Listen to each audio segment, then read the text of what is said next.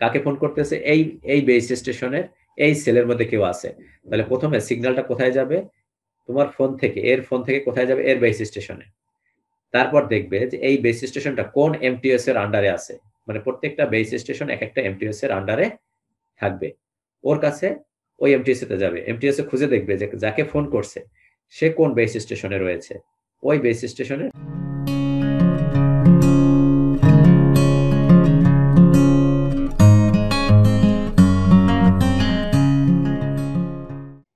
Good morning আমার প্রিয় শিক্ষার্থীবৃন্দ, তোমাদের সকলকে অনলাইন আইসিটি ক্লাসে স্বাগতম জানাচ্ছি। আমি অনুপম হালদার, সহযোগী অধ্যাপক, কম্পিউটার সায়েন্স অ্যান্ড ইঞ্জিনিয়ারিং বিভাগ, ঢাকা সিটি কলেজ। আমরা তথ্য যোগাযোগ প্রযুক্তির অধ্যায় 2 কমিউনিকেশন সিস্টেমস ও নেটওয়ার্কিং পড়ছিলাম। আমরা গত ক্লাসে পড়েছি কি ডেটা কমিউনিকেশনের মাধ্যমে তার মাধ্যমগুলো বা গাইডেড মিডিয়া। এই গাইডেড মিডিয়াগুলো হলো কি optical fibre, coaxial cable, twisted pair, এই তিনটা তার পড়েছি। আজকে আমরা পড়বো আনগাইডেড মিডিয়া বা তারবিহীন মাধ্যম, এবং আমরা এর সাথে আমরা পড়বো হটস্পট পড়বো, অর্থাৎ ব্লুটুথ, ওয়াইফাই এবং ওয়াইম্যাক্স, এগুলো আমরা আলোচনা করব।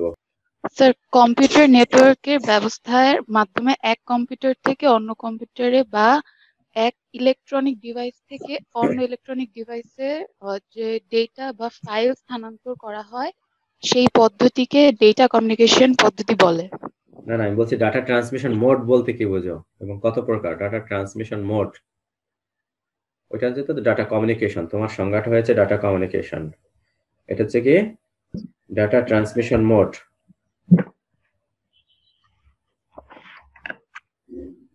ট্রান্সমিশন মোড 3 প্রকার।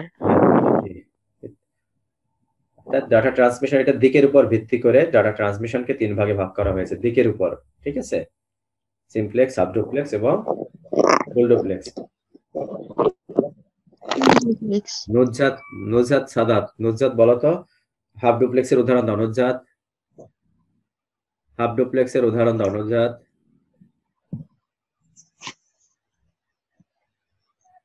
নওরিন, তাসনিম, হাফ ডুপ্লেক্সের উদাহরণ দাও। নওরিন। জি স্যার। হাফ ডুপ্লেক্সের উদাহরণ দাও। হাফ যে ডুপ্লেক্স পদ্ধতিতে ডেটা স্থানান্তরের ক্ষেত্রে প্রেরক ও প্রাপক উভয় দিক থেকে ডেটা প্রেরণ করা যায় তাকে হাফ ডুপ্লেক্স বলা হয়। এটা তো ফুল ডুপ্লেক্সে উভয় দিকে প্রেরণ করা যায়, তাহলে দুটোর পার্থক্য কি? ফুল ডুপ্লেক্সের ক্ষেত্রে উভয় দিকে প্রেরণ করা যায়, তাহলে পার্থক্যটা কোথায়? আর হচ্ছে মানে একই সময় পাঠানো যায় না। একই সময় পাঠানো যাবে না। একটা উদাহরণ দাও হাফ ডুপ্লেক্সের, যাকে জিজ্ঞেস করবো সে বলবে।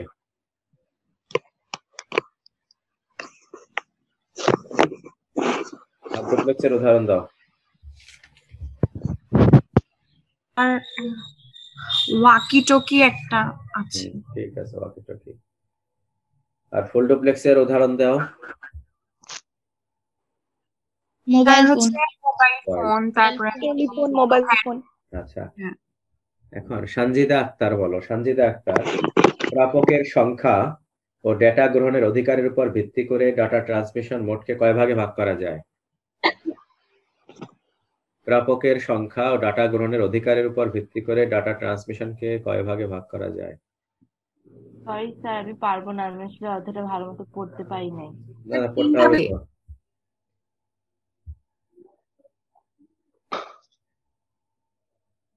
সুমাইয়া আক্তার বলো। সুমাইয়া। সুমাইয়া আক্তার। আচ্ছা, ডাটা কমিউনিকেশন মাধ্যম, এই ডাটা কমিউনিকেশন মাধ্যমগুলোকে রিফাত ইফতি, রিফাত বলো। রিফাত ইফতি বলো, এই ডাটা কমিউনিকেশন মাধ্যমগুলোকে কয় ভাগে ভাগ করা যায়? স্যার 2 ভাগে, একটা হচ্ছে তার সহ, একটা তারবিহীন। তারবিহীন। আর মাধ্যমগুলো কি কি?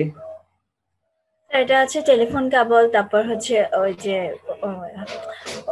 Twisted pair cable, coaxial cable, আর ফাইবার অপটিক কেবল। হ্যাঁ, ফাইবার অপটিক কেবল। আচ্ছা, তারবিহীন মাধ্যমগুলো আজকে আমরা পড়বো, ঠিক আছে?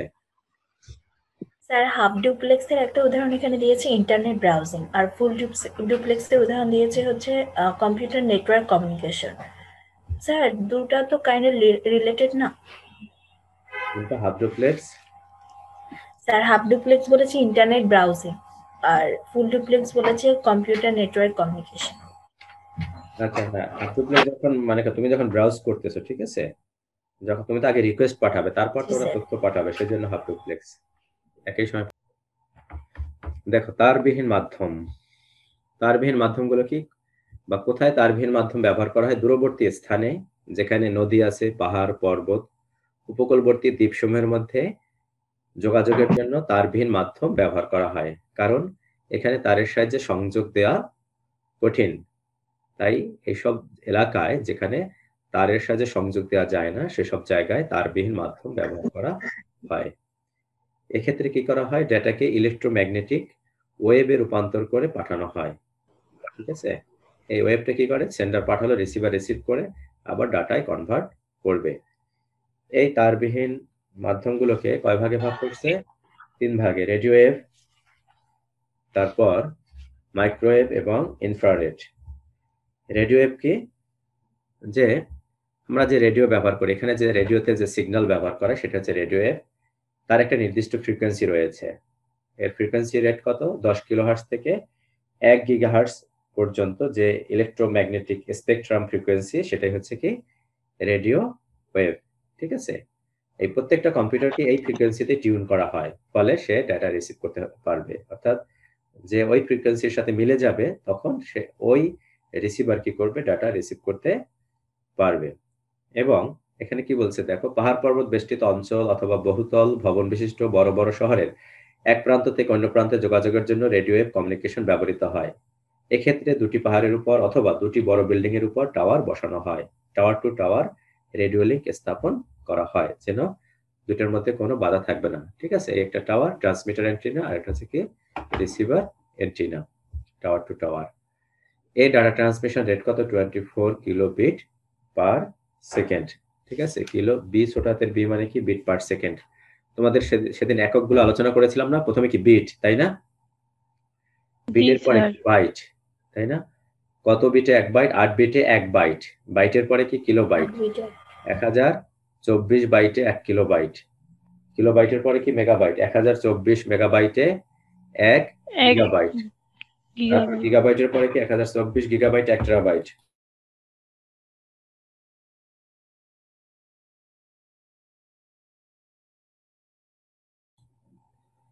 তার গিগাবাইটের পরে কি? টেরাবাইট। 1024 গিগাবাইটে 1 টেরাবাইট।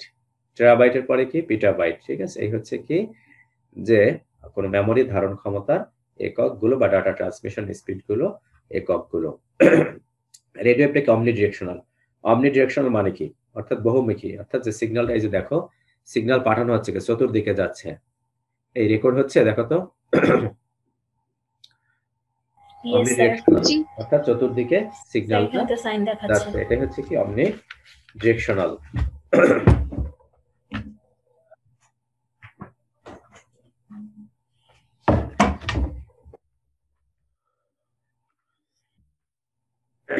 রেডিও ওয়েভ এর ফ্রিকোয়েন্সি কি কম থাকে, এটা বেতার যন্ত্রে ব্যবহার করা হয়, পেজারে ব্যবহার করা হয়। পেজারে কি শুধুমাত্র ডাটাটা রিসিভ করবে পেজার সিস্টেমে।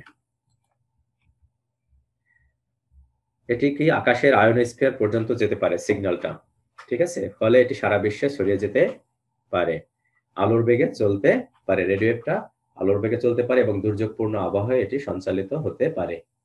কিন্তু অসুবিধাটা বলছে কি, রেডিও ওয়েভের দেখো, রেডিও ওয়েভ এর মাধ্যমে একসঙ্গে বেশি পরিমাণ ডাটা পাঠানো যায় না, এবং বেশি পরিমাণ রেডিও ওয়েভ ব্যবহার করে লিউকেমিয়া ও ক্যান্সার রোগ হয়।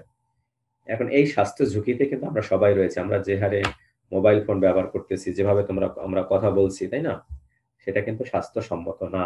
এর ফলে ক্যান্সার, লিউকেমিয়া, বিভিন্ন রোগ এটা আরো দিন যত যাবে বৃদ্ধি পাবে, ঠিক আছে। এরপর কি আছে? মাইক্রোওয়েভ। মাইক্রোওয়েভ হচ্ছে কি স্যাটেলাইট কমিউনিকেশন, অর্থাৎ পৃথিবীর এক দেশ থেকে অন্য দেশে যোগাযোগের জন্য কি এই পদ্ধতি ব্যবহার করা হয়ে থাকে। মাইক্রোওয়েভ কমিউনিকেশন পদ্ধতি ব্যবহার করা হয়ে থাকে, তবে প্রেরক এবং গ্রাহকের মধ্যে কোনো বাধা থাকতে পারবে না। তোমরা দেখবা কি বাসা বাড়ির উপরে ছাদে ডিশ অ্যান্টেনা দেখা যায় না, বড় বড়, এটা হচ্ছে কি ভিস্যাট বলা হয়। এখান থেকে কি সিগন্যাল পাঠানো হয়, সিগন্যাল রিসিভ করা হয়। কোথায় পাঠানো হবে? স্যাটেলাইটের দিকে, ঠিক আছে। এর প্রধান অসুবিধা কি মাইক্রোওয়েভে এদের মধ্যে কোনো বাধা থাকতে পারবে না। হ্যাঁ, ঠিক আছে, এটা একটা ইলেকট্রোম্যাগনেটিক ওয়েভ। মাইক্রোওয়েভ ফ্রিকোয়েন্সিকে দেখো কত থেকে কত ফ্রিকোয়েন্সি মাইক্রোওয়েভ ফ্রিকোয়েন্সি, এর ফ্রিকোয়েন্সি হচ্ছে কত 300 মেগাহার্টজ থেকে 300 গিগাহার্টজ পর্যন্ত। তবে বেশিরভাগ ক্ষেত্রে এই রেঞ্জের মধ্যে 3 গিগাহার্টজ থেকে 30 গিগাহার্টজ ফ্রিকোয়েন্সিটা বেশি ব্যবহৃত হয়। মাইক্রোওয়েভটি সরল পথে গমন করে, ঠিক আছে, অর্থাৎ এর মাঝখানে বাধা থাকলে এটা চলাচল করতে পারবে না বা বক্রপথে গমন করে না। মাইক্রোওয়েভের যে ফ্রিকোয়েন্সি গুলোকে, এই যে রেঞ্জটা 300 মেগাহার্টজ থেকে 300 গিগাহার্টজ, এটাকে 3টা ক্যাটাগরিতে ভাগ করছে। একটা হচ্ছে আলট্রা হাই ফ্রিকোয়েন্সি 300 মেগাহার্টজ থেকে 3 গিগাহার্টজ, আরেকটা হচ্ছে সুপার হাই ফ্রিকোয়েন্সি 3 গিগাহার্টজ থেকে 30 গিগাহার্টজ, আরেকটা হচ্ছে এক্সট্রিমলি হাই ফ্রিকোয়েন্সি 30 গিগাহার্টজ থেকে 300 গিগাহার্টজ। ঠিক আছে, এই 3টা ভাগে মাইক্রোওয়েভ ফ্রিকোয়েন্সিকে ভাগ করা হয়েছে। ঠিক আছে, মাইক্রোওয়েভ কমিউনিকেশনের ফ্রিকোয়েন্সিকে 3টা ভাগে ভাগ করা হয়েছে। তবে এর মধ্যে ব্যবহৃত হয় কোনটা বেশি? 3 গিগাহার্টজ থেকে 30 গিগাহার্টজ এই ফ্রিকোয়েন্সি। মাইক্রোওয়েভে দুই ভাগে ভাগ করা যায় কমিউনিকেশনটা, একটা হচ্ছে কি টেরেস্ট্রিয়াল মাইক্রোওয়েভ আর একটা হচ্ছে স্যাটেলাইট মাইক্রোওয়েভ। দেখো টেরেস্ট্রিয়াল মাইক্রোওয়েভ গুলো কি, এখানে ট্রান্সমিটার এবং রিসিভার দেখো ভূপৃষ্ঠে, টাওয়ার গুলো কি ভূপৃষ্ঠে থাকে এবং একই দৃষ্টিরেখায় থাকবে, লাইন অফ সাইট বলা হয়, একই দৃষ্টিরেখা এগুলো থাকবে। ঠিক আছে, এই যে টাওয়ার গুলো এটা ভূপৃষ্ঠের উপরে থাকবে এবং এদের মাঝখানে কোনো বাধা থাকতে পারবে না। এটা কাজ করবে কি মেগাহার্টজ ফ্রিকোয়েন্সি রেঞ্জের মধ্যে কাজ করবে, ট্রান্সমিটার এবং রিসিভারের মধ্যে কোনো বাধা থাকতে পারবে না এবং একই দৃষ্টিরেখায় থাকবে, line of sight. That means এদের মধ্যে কোনো বাধা থাকতে পারবে না। ঠিক আছে, তাহলে বক্রপথে, কারণ কি বক্রপথে এটা ডাটা ট্রান্সমিট করতে পারে না।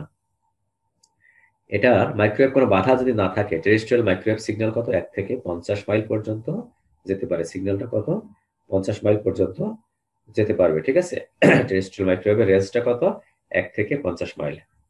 এটি শুধুমাত্র দৃষ্টিরেখা বরাবর যোগাযোগ প্রযুক্তি। টেরেস্ট্রিয়াল মাইক্রোওয়েভ বিভিন্ন প্রাকৃতিক কারণে এটা প্রভাবিত হতে পারে, কারণ যেমন বৃষ্টি, ঝড়, এই কারণে কি দেখা যাচ্ছে সিগন্যালে দুর্বল হয়ে যেতে পারে, বিভিন্ন সমস্যা, ডাটা লস হতে পারে। ট্রান্সমিশন লাইনের মাঝে কোনো বড় গাছ, পাহাড়, পর্বত, বিল্ডিং থাকা যাবে না। এরপর কি রয়েছে স্যাটেলাইট মাইক্রোওয়েভ। দেখো স্যাটেলাইট মাইক্রোওয়েভ কোনটা, এই যে স্যাটেলাইট কোনটা, এই যে, আর এই যে ছোট ছোট ডিভাইস গুলো, ঠিক আছে, ডিশ লাইট গুলো যেগুলো আমরা বাসা বাড়ির ছাদে দেখি সাধারণত, এগুলোকে বলা কি ভিস্যাট। ভিস্যাট মানে কি ভেরি স্মল অ্যাপারচার টার্মিনাল। ঠিক আছে, ডিশ অ্যান্টেনা আমরা বলে থাকি। এখান থেকে, আর এই স্যাটেলাইট গুলো কি ভূপৃষ্ঠ থেকে কত কিলোমিটার ঊর্ধ্বে অবস্থিত? 36,000 কিলোমিটার ঊর্ধ্বে অবস্থিত এবং এটা জিও সিঙ্ক্রোনাস অরবিটে, কক্ষপথে এটা ঘুরতে থাকে। এর মধ্যে কিছু ডিভাইস থাকে, এই স্যাটেলাইটের মধ্যে কিছু ডিভাইস থাকে, যে ডিভাইস গুলোকে বলা হয় কি ট্রান্সপন্ডার। যে ডিভাইস গুলোকে বলা হয় কি ট্রান্সপন্ডার। ট্রান্সপন্ডারের কাজ হচ্ছে কি যে দুর্বল সিগন্যাল গুলোকে সবল করা, অর্থাৎ আমরা যে সিগন্যাল গুলো পাঠাবো সেটা কি অনেক দূরে যায়, তো ফলে সিগন্যালটা দুর্বল হয়ে যেতে পারে।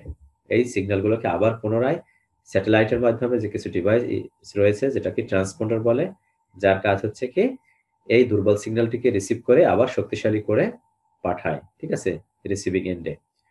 এখন দেখো যখন এই ভিসেট থেকে, এখান থেকে যখন সিগন্যালটা উপরের দিকে যায়, ঠিক আছে, এটাকে বলে আপলিঙ্ক ফ্রিকোয়েন্সি। ভিসেট থেকে সিগন্যাল যখন স্যাটেলাইটের দিকে যায় উপরের দিকে, তখন তাকে বলা হয় আপলিঙ্ক ফ্রিকোয়েন্সি এবং এর ফ্রিকোয়েন্সিটা হচ্ছে কত 6, 8 বা 11 গিগাহার্টজ ফ্রিকোয়েন্সি পর্যন্ত হতে পারে। ঠিক আছে, যখন এর কাছে আসলো, এ কি করে, দুর্বল হয়ে যায়, আবার সবল করে, আবার সিগন্যালটা পাঠিয়ে দেয় এদিকে, তখন সেটাকে বলা কি ডাউনলিঙ্ক ফ্রিকোয়েন্সি। তখন হুবহু একই ফ্রিকোয়েন্সিতে কনভার্ট হয় না, কিছুটা একটু কম হয়, 4, 5 এবং 7। ফ্রিকোয়েন্সিটা আগে ছিল কত 6, 8, 11, এখন কত হলো 4, 5, 7। এই ফ্রিকোয়েন্সিটাকে বলা ডাউনলিঙ্ক ফ্রিকোয়েন্সি। তাহলে স্যাটেলাইট মাইক্রোওয়েভ কমিউনিকেশন কি ভূপৃষ্ঠ থেকে কত কিলোমিটার ঊর্ধ্বে থাকবে? স্যাটেলাইটটা 36,000 কিলোমিটার ঊর্ধ্বে অবস্থান করবে, জিও সিঙ্ক্রোনাস অরবিটে স্থাপন করা হয় এবং ভূপৃষ্ঠ থেকে ডিশ অ্যান্টেনা বা ভিস্যাট বলা হয়, ভেরি স্মল অ্যাপারচার টার্মিনাল, ভূপৃষ্ঠে স্থাপন করা হয় এবং এখান থেকে যখন সিগন্যালটা উপরের দিকে যায় তখন তাকে বলা হয় আপলিঙ্ক ফ্রিকোয়েন্সি এবং এর রেঞ্জ কত হচ্ছে 6, 8, 11। আর যখন এর কাছে যখন আসবে স্যাটেলাইটের কাছে, এই সিগন্যালটা দুর্বল হয়ে যাবে, তখন এর মধ্যে কিছু ডিভাইস আছে যেটাকে বলা কি ট্রান্সপন্ডার, যার কাজ হচ্ছে দুর্বল সিগন্যালগুলোকে আবার সবল করা। ঠিক আছে, এবং সিগন্যালটাকে পাঠিয়ে দেয় অন্য ভিসেটের কাছে, এটাকে বলা হয় কি ডাউনলিঙ্ক ফ্রিকোয়েন্সি। এবং ফ্রিকোয়েন্সি রেঞ্জ কত? তখন 4, 5, 7, এটা হচ্ছে কি ডাউনলিঙ্ক ফ্রিকোয়েন্সি বলা হয়। এরপর কি রয়েছে? ইনফ্রারেড।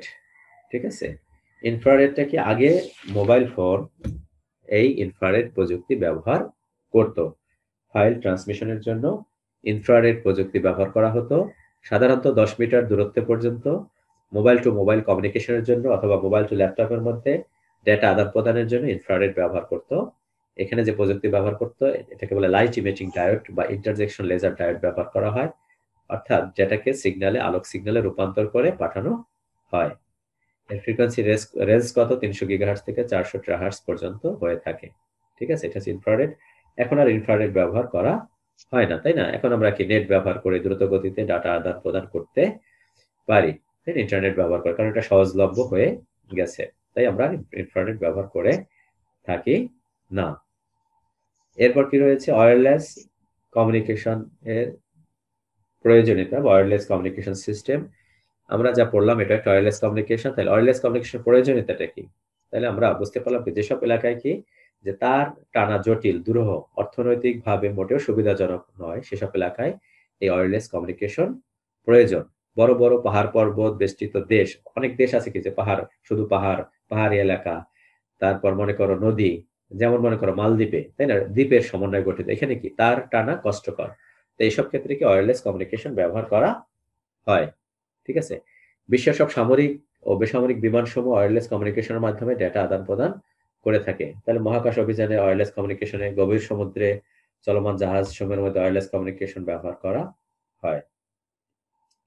এরপর ওয়্যারলেস ইন্টারনেট অ্যাক্সেস পয়েন্ট। এই অ্যাক্সেস পয়েন্ট গুলো কি? মোবাইল নেটওয়ার্ক এবং hotspot. Wireless internet access point, এই অ্যাক্সেস পয়েন্ট কি যেখানে বহনযোগ্য ডিভাইস মানে ল্যাপটপ, মোবাইল ফোন, পাম্পটপ এগুলোর মধ্যে কি ইন্টারনেট সংযুক্ত দেয়া হয়, ইন্টারনেট অ্যাক্সেস দেয়া হয়। এটা হলো ওয়্যারলেস ইন্টারনেট অ্যাক্সেস পয়েন্ট। এই ওয়্যারলেস ইন্টারনেট অ্যাক্সেস পয়েন্ট দুই ধরনের হয়, একটা হচ্ছে কি মোবাইল নেটওয়ার্ক, একটা ওয়্যারলেস ইন্টারনেট অ্যাক্সেস পয়েন্ট, একটা হচ্ছে হটস্পট। এই হটস্পট গুলোর মধ্যে কোনগুলো? ব্লুটুথ, ওয়াইফাই এবং ওয়াইম্যাক্স কে বলা হয় হটস্পট। ঠিক আছে, এটা একটা ওয়্যারলেস কমিউনিকেশন নেটওয়ার্ক যা অ্যাক্সেস পয়েন্ট ব্যবহার করে বহনযোগ্য ডিভাইস, বহনযোগ্য ডিভাইস কি laptop, notebook, PDF, tab, smartphone এগুলোকে ইন্টারনেট সংযোগ দেওয়া হয় এই হটস্পটের সাহায্যে, মানে ব্লুটুথের সাহায্যে, ওয়াইফাই, ওয়াইম্যাক্স এর সাহায্যে ইন্টারনেট সংযোগ দেয়া হয়ে থাকে। ঠিক আছে, ব্লুটুথ। এখন এই প্রযুক্তিটাও কিন্তু এখন খুব একটা বেশি ব্যবহার করা হয় না, তাই না? ব্যবহার করা হয় কম, খুব একটা বেশি ব্যবহার করা হয় না ব্লুটুথ। স্বল্প দূরত্বে ডেটা আদান প্রদানের জন্য আমরা কি ব্লুটুথ প্রযুক্তি ব্যবহার করে থাকি। এটা কত? সাধারণত 1 থেকে 100 মিটার দূরত্বের মধ্যে ডেটা আদান প্রদানের জন্য ব্লুটুথ ব্যবহার করা হয়। কত? 1 থেকে 100 মিটার, ম্যাক্সিমাম 100 মিটারও দেখা যায় কি এত দূরত্বে ডাটা যায় না। ব্লুটুথ একটি ওপেন ওয়্যারলেস প্রোটোকল প্রযুক্তি। প্রোটোকল মানে কি? সেট অফ রুলস, যে রুলস ব্যবহার করে আমরা কি এক কম্পিউটার থেকে অন্য কম্পিউটারে বা এক ডিভাইস থেকে অন্য ডিভাইসে ডেটা আদান প্রদান করতে পারি, তাকে বলা হয় প্রোটোকল। যেমন টিসিপি/আইপি প্রোটোকল, এফটিপি প্রোটোকল। ঠিক আছে, এফটিপি মানে কি? File transfer protocol. এই ব্লুটুথকে বলা কি প্যান নেটওয়ার্ক। প্যান মানে কি? Personal area network. ঠিক আছে, অর্থাৎ এরিয়ার উপর ভিত্তি করে বা ভৌগোলিক বিস্তৃতি অনুসারে নেটওয়ার্ককে 4 ভাগে ভাগ করছে। প্যান আমরা পরে পড়বো এগুলো, প্যান, ল্যান, ম্যান, ওয়ান, এগুলো 4 ভাগে ভাগ করছে। প্যান মানে সবচেয়ে ছোট এরিয়ার মধ্যে যে network, pan personal area network, অর্থাৎ মোবাইল ফোনের মাধ্যমে, ল্যাপটপের মাধ্যমে যে নেটওয়ার্ক করা হয়। এবং ডেনমার্কের রাজা হেরাল্ড ব্লুটুথের নাম অনুসারে এই ডিভাইসটির নামকরণ করা হয়েছে ব্লুটুথ। এর ডাটা ট্রান্সমিশন স্পিড কত? 1 মেগাবিট পার সেকেন্ড থেকে 26 megabit per second. Bluetooth standard, এই স্ট্যান্ডার্ডটা মনে রাখবা 802, IEEE 802.15, কারণ স্ট্যান্ডার্ড দিয়ে তোমার সৃজনশীল কোশ্চেন আসে কিন্তু। IEEE 802.15। IEEE তে কি হয়? Institute of electrical and electronic engineers, institute of electrical and electronic engineers, IEEE 802.15। কারণ তোমার উদ্দীপকে দেখবা কি এরকম স্ট্যান্ডার্ডের কথা উল্লেখ থাকলো, তখন বলবে উদ্দীপকে যে স্ট্যান্ডার্ডের কথা বলা হয়েছে তা বর্ণনা করো। তো তোমাকে তো বুঝতে হবে স্ট্যান্ডার্ড কি, ব্লুটুথের না ওয়াইফাই না ওয়াইম্যাক্স এর, তাই না? তারপর তো তোমাকে ব্যাখ্যা করতে হবে। ব্লুটুথ প্রযুক্তিকে দুই ভাগে ভাগ করছে, একটা পিকোনেট, একটা হচ্ছে স্ক্যাটার নেট। ঠিক আছে, এই ডাটা ট্রান্সফারের উপর ভিত্তি করে। তাহলে এরপর কি হচ্ছে কি আমাদের ওয়াইফাই।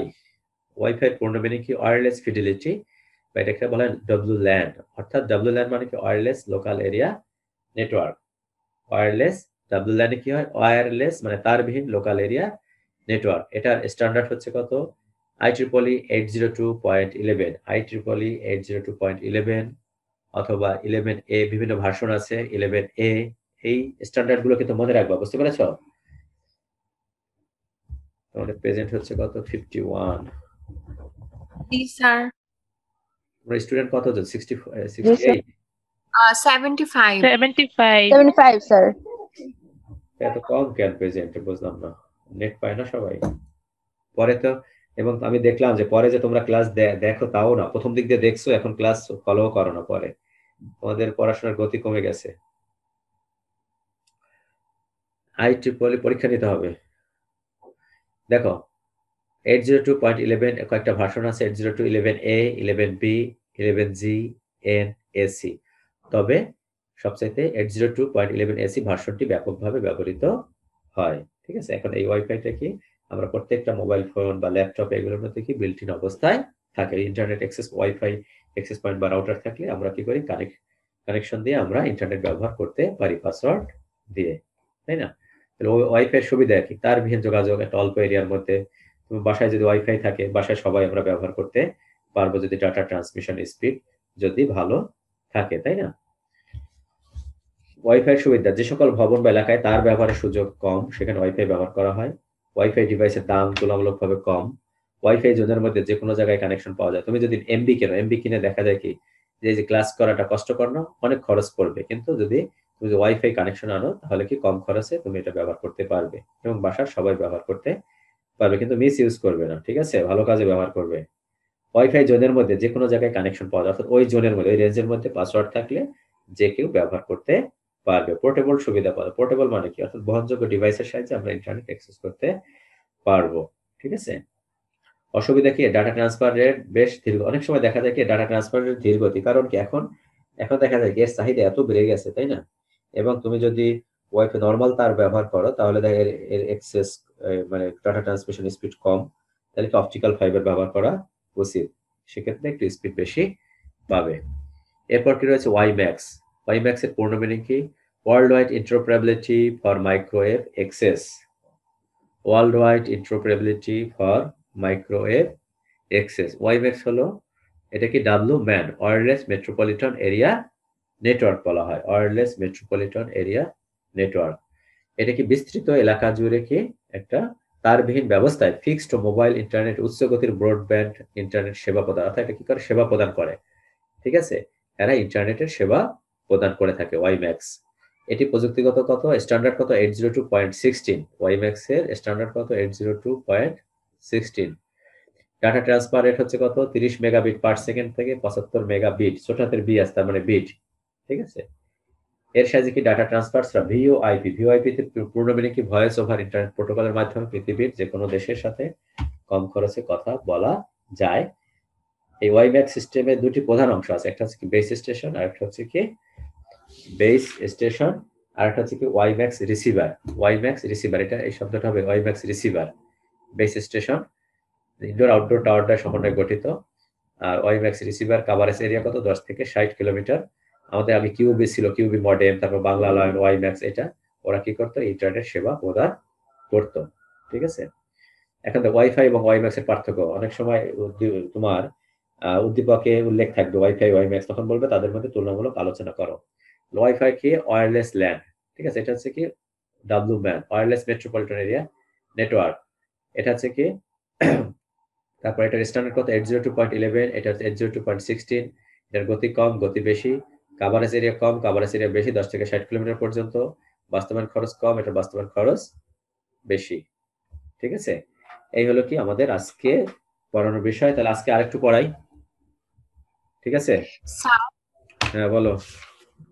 স্যার হচ্ছে আইই এর হচ্ছে পূর্ণরূপটা একবার যদি একটু বলতেন ভালো হতো। IEEE কোনটা?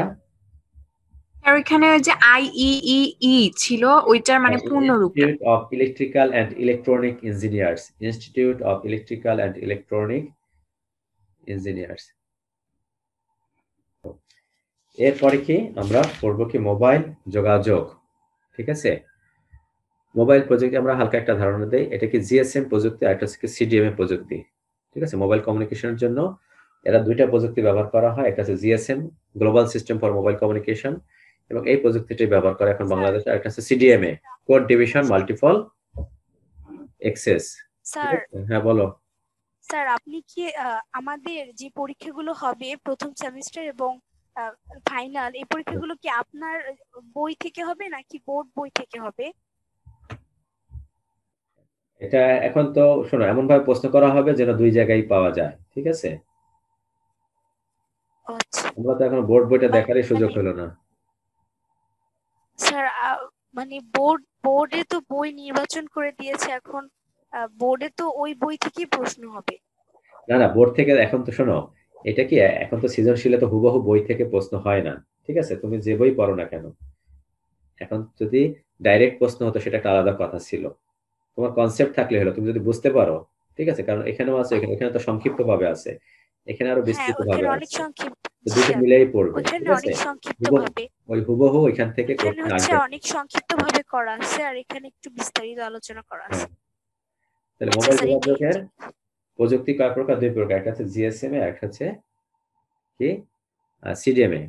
জিএসএম মানে কি global system for mobile communication, আর সিডিএমএ কি code division for multiple access. এখানে দেখো এলাকাগুলোকে ছোট ছোট আমরা জোনে ভাগ করা হয়, ঠিক আছে? এলাকাগুলো, এটাকে বলা কি সেল বলা হয়। এই মোবাইল কমিউনিকেশনের ক্ষেত্রে দেখো টাওয়ার, বাসা বাড়ির ছাদে কি টাওয়ার দেখা যায় না মোবাইলে, ঠিক আছে? এটা হচ্ছে বেস স্টেশন বলা হয়। এই টাওয়ারটাকে বলা হয় কি বেস স্টেশন, ঠিক আছে? এই মানে এক একটা সেলের মধ্যে ষড়ভুজাকৃতি এক একটা সেল, ষড়ভুজাকৃতি এক একটা সেল, এই সেলে কে বলা, এই যে দেখো এই ছবিটা, এই ষড়ভুজাকৃতির 6টা বাহু, 1টা 2টা 3টা 4টা 5টা 6টা, এটাকে বলা কি একটা সেল। এই সেল থেকে আসছে কি সেলুলার ফোন। এখানে যে এই যে টাওয়ারটা, এটাকে বলা কি বেস স্টেশন বলা হয়, ঠিক আছে? মৌচাকের মতো দেখো মাঝখানে যে ইয়েটা থাকে স্টেশনটা, এটাকে বলে MTS, mobile telephone switching office বলা হয়, mobile telephone switching office sir বলা হয়। হ্যাঁ, স্যার এই সেলগুলোকে কি ষড়ভুজে মানে ষড়ভুজাকৃতি থাকবে, কারণ বৃত্তাকার বিভক্ত যদি করা থাকে, শোনো, যদি বৃত্তাকার থাকে সেক্ষেত্রে তুমি ডাটা ট্রান্সমিট, মনে করো বৃত্তাকার থাকলে কি সব এলাকায়, কিন্তু সমস্ত বাড়িগুলো কিন্তু ওই জোনের মধ্যে পড়বে না, ঠিক আছে? কারণ কি এখানে স্যার? তুমি বৃত্ত এঁকে দেখবা যে ফাঁকা থাকবে, ওই ফাঁকার মধ্যে যদি কোনো বাড়ি থাকে তাহলে কিন্তু সে সিগন্যালের আওতায় থাকবে না, তার জন্য ষড়ভুজাকৃতি করা হয়। এখন মনে করো এই একটা ছবি দেখো, এই একটা বেস স্টেশন, প্রত্যেকটা হলো বেস স্টেশন, ঠিক আছে? এই বেসে তুমি যখন মনে করো এরা দুজনে হাঁটতেছে, ঠিক আছে? এ মনে করো ফোন করতেছে, কাকে ফোন করতেছে? এই এই বেস স্টেশনের এই সেলের মধ্যে কেউ আছে, তাহলে প্রথমে সিগন্যালটা কোথায় যাবে? তোমার ফোন থেকে, এর ফোন থেকে কোথায় যাবে? এর বেস স্টেশনে। তারপর দেখবে যে এই বেস স্টেশনটা কোন এমটিএস এর আন্ডারে আছে, মানে প্রত্যেকটা বেস স্টেশন এক একটা এমটিএস এর আন্ডারে থাকবে। ওর কাছে ওই এমটিএস তে যাবে, এমটিএস এ খুঁজে দেখবে যে যাকে ফোন করছে সে কোন বেস স্টেশনে রয়েছে, ওই বেস স্টেশনে পাঠাবে, এবং সেই বেস স্টেশন থেকে যার ফোনে ফোন করছে তার ফোনে কল হবে। এই যে প্রক্রিয়াটা মুহূর্তের মধ্যে হবে, ঠিক আছে? আবার দেখো এখানে কি দেওয়া আছে, এখান থেকে এই এমটিএস এর সাথে তুমি যদি ল্যান্ড ফোনে ফোন করো, এমটিএস থেকে পিএসটিএন পাবলিক সুইচ টেলিফোন নেটওয়ার্কেও সে কানেকশন দিতে পারছে, যে পিএসটিএন পাবলিক সুইচ টেলিফোন নেটওয়ার্ক। আবার এমটিএস থেকে অন্য বেস স্টেশন, অর্থাৎ এই যে অর্থাৎ আরেকটা এই দুটো বেস স্টেশন কি অন্য এমটিএস এর আন্ডারের বেস স্টেশন গুলো, ঠিক আছে? এখানে দেখো হ্যান্ড অফ সুবিধা বলে একটা কথা আছে। যখন কোনো মোবাইল ব্যবহারকারী কথা বলা অবস্থায়, তুমি কথা বলতে অবস্থায় এক সেল থেকে অন্য সেলে গমন করো, তাহলে কল বিচ্ছিন্ন হয়ে যাবে না, তোমার কলটা কেটে যাবে না, অটোমেটিক্যালি কি কলটা ট্রান্সফার হয়ে যাবে, এই বেস স্টেশনে ট্রান্সফার হয়ে যাবে, ঠিক আছে? কলটি স্বয়ংক্রিয়ভাবে এক সেলের বেস স্টেশন থেকে অন্য সেলের বেস স্টেশনে স্থানান্তরিত হয়ে যাবে, কলটা কিন্তু বিচ্ছিন্ন হবে না। এই স্থানান্তর প্রক্রিয়াটাকে বলা হয় কি হ্যান্ড অফ সুবিধা বলা হয়ে থাকে, ঠিক আছে? এই মোবাইল প্রযুক্তিগুলোকে দুই ভাগে ভাগ করছে, একটা জিএসএম প্রযুক্তি, এখন আমরা আমাদের গ্রামীণ ফোন, তারপর কি বাংলা লিংক, এয়ারটেল সবগুলো কি জিএসএম প্রযুক্তি ব্যবহার করা হয়। আগে সিটি সেল ছিল না, সিটি সেলটা ছিল কি সিডিএমএ প্রযুক্তি, ঠিক আছে? Code division multiple access. CDM এর সুবিধাটা কি, এখানে কি পাওয়ার বিদ্যুৎ খরচটা কম হয়, এই জন্য এটাকে গ্রিন ফোনও বলা হয়, কিন্তু এটা খুব একটা সুবিধা নেই, সেক্ষেত্রে সেট গুলো ফিক্সড, ঠিক আছে? আগে ওইটার ক্ষেত্রে কি সিম কার্ড পাওয়া যেত না, সিডিএম এর সিম কার্ড পাওয়া, রিম কার্ড বলা হয়, রিম কার্ডও ছিল না, একেবারে কি ঢালাই করা ছিল, বুঝতে পারছো? আগে যখন প্রথম দিকে যখন এই সিডিএম এর সেট আসলো মটোরোলা নামে, ঠিক আছে, এবং এর মধ্যে কি কোনো সিম কার্ড ছিল না, ফিক্সড করা থাকতো, বুঝতে পেরেছো? কিন্তু জিএসএম এ কি সিম কার্ড থাকে, পরে কি আসলো ওদের রিম কার্ড, কিন্তু নির্দিষ্ট সেটে এগুলো ব্যবহার করা হতো সিডিএম এর ক্ষেত্রে। আর জিএসএম এর ক্ষেত্রে প্রযুক্তি কি, এগুলো কি পৃথিবীর বেশিরভাগ দেশে এই কমিউনিকেশন ব্যবহার করা হয়ে থাকে, ঠিক আছে। জিএসএম পৃথিবীর 219টা দেশে এটা ব্যবহার করা হয়, ডাটা ট্রান্সমিশন স্পিড ভালো, ঠিক আছে। Cell signal FDM frequency division multiple access ব্যবহার করা হয়, বুঝতে পেরেছো? আর সিডিএম এখানে কি এই বৈশিষ্ট্যগুলো পড়বা জিএসএম এর সিডিএম এর, ঠিক আছে। বাংলাদেশের গ্রামীণ ফোন, এয়ারটেল, বাংলালিংক, রবি, টেলিটক এগুলো কি জিএসএম এর প্রযুক্তি ব্যবহার করা হয়ে থাকে। জিএসএম 1982 সালে গ্রুপ স্পেশাল মোবাইল নামে পরিচিত ছিল। এখানে কিছু ইতিহাস আছে, এখানে যে ফিচার গুলো, সিম কার্ড, এই জিএসএম পর সিম কার্ড ব্যবহার করে, সিম এর পূর্ণ মিনিং কি সাবস্ক্রাইবার আইডেন্টিটি মডিউল, সাবস্ক্রাইবার আন্তর্জাতিক রোমিং সুবিধা রয়েছে এটা সিডিএম এ, ঠিক আছে। আর সিডিএম এর ক্ষেত্রে কি এটাকে গ্রিন ফল, অর্থাৎ ব্যাটারি খরচ কম, ঠিক আছে, রিম কার্ড ব্যবহার করা হয়। মোবাইল সেটে প্রধানত 3টি অংশ থাকে একটা মোবাইল সেটে, কি কি, একটি কন্ট্রোল ইউনিট, একটা ট্রান্সসিভার, একটা অ্যান্টেনা সিস্টেম। এই উপাদানগুলো ছাড়াও প্রতিটি মোবাইল সেটে আরো কি কি থাকে, ব্যাটারি থাকে, তাই না। তারপর কি থাকে ইনপুট মেকানিজম, যেমন আমরা কি ছোট বাটনওয়ালা ফোনে কি ইনপুট দেই কিভাবে, বাটনে, অথবা টাচ ফোনে কি টাচ করে আমরা, স্মার্টফোনে টাচ স্ক্রিনে টাচ করে আমরা ডাটা ইনপুট করি। আর কি রয়েছে স্ক্রিন, ঠিক আছে, যেখানে আমরা আউটপুটটা দেখতে পাই। এই হচ্ছে কি একটা মোবাইল সেটে প্রধানত 3টি অংশ। এই জিএসএম এর সিডিএম এর কি তোমাদের বৈশিষ্ট্যগুলো পড়বা। এছাড়া থাকে কি সিম কার্ড থাকে, সিমে কি হয় সাবস্ক্রাইবার আইডেন্টিটি মডিউল, আর সিডিএম এ থাকে রিম কার্ড, আর ইউআইএম, রিমুভেবল ইউজার আইডেন্টিটি মডিউল। আরেকটা থাকে IMEI number, IMEI international mobile equipment identity number বলা হয়, আইএমইআই, ঠিক আছে। তাহলে আজকে আমাদের এই পর্যন্তই থাক। আমরা নেক্সট ক্লাসে মোবাইল টেলিফোন সিস্টেমের প্রজন্ম, তারপর অর্থাৎ এই পর্যন্ত তোমরা পড়ে আসবে। তারপর মোবাইল নেটওয়ার্ক পড়বো, অর্থাৎ 2G 3G 4G বৈশিষ্ট্য, কম্পিউটার নেটওয়ার্ক পড়বো, অর্থাৎ ল্যান্ডম্যান 1 এগুলোর বৈশিষ্ট্যগুলো পড়বো, ঠিক আছে। তারপর কি নেটওয়ার্ক টপোলজি পড়বো। এই চ্যাপ্টার প্রায় শেষের দিকে। রিপিটার একটা কথা বলছিলেন আগের ক্লাসে, ওটার কাজ হলো কি স্যার? রিপিটার কাজ হচ্ছে রিপিট করা সিগন্যালটাকে রিপিট করা, অর্থাৎ পুনরায় দুর্বল সিগন্যালকে সবলে পরিণত করাই হচ্ছে কি রিপিটারের কাজ, ঠিক আছে। বুঝতে পেরেছো? জি স্যার। আর সিকিউতে যে প্রশ্নগুলো আসে, যেমন ডেটা ট্রান্সমিট মেথড বা মাধ্যম বা তার সহ তারবিহীন, এগুলোর কি স্যার চিত্রগুলো দিতে হবে, যেমন কোএক্সিয়াল কেবল এর বর্ণনা যদি আসে। বইয়ে সৃজনশীল ওইভাবে তো ডাইরেক্ট প্রশ্ন আসে না, বইয়ে দেখবে, বইয়ে যে সৃজনশীল কোশ্চেন গুলো দেখবে, আমাদের বইতে তো অনেক প্রশ্ন আছে, তাই না। প্রশ্নগুলো দেখলেই বুঝতে পারবে কিভাবে কোশ্চেন আসবে, এবং এটার উত্তরগুলো বইয়ের শেষে উত্তর সংক্ষেপ দেয়া আছে কিন্তু, ঠিক আছে, দেখছো, এবং নমুনা উত্তরও দেয়া আছে। এভাবে পড়তে থাকো। জ্ঞানমূলক প্রশ্নগুলো 1 মাসের প্রশ্ন দেয়া আছে, উত্তর দেয়া আছে, ঠিক আছে, এবং অনেক অনুধাবনমূলক প্রশ্ন দেয়া আছে, উত্তর দেয়া আছে অতিরিক্ত। এগুলো বইয়ে যে তোমরা, আমাদের বইয়ে যে প্রশ্ন দেয়া আছে, এগুলো যদি ভালো করে পড়ো তাইলে তোমার ক্লিয়ার আইডিয়া হবে। এখানে অনেক প্রশ্ন দেয়া আছে, সৃজনশীল প্রশ্ন, ঠিক আছে।